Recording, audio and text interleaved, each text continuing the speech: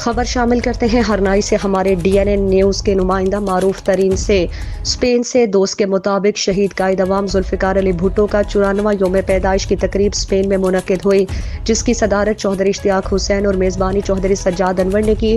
جیالوں کی کثیر تعداد میں شرکت۔ شہید قائد عوام ذوالفقار علی بھٹو کا 94واں یوم پیدائش کی تقریب اسپین میں زیر صدارت صدر پیپلز پارٹی اسپین چوہدری اشتیاق حسین منعقد ہوئی، جس کی میزبانی پی وائی او اسپین کے صدر چوہدری سجاد انور نے کی۔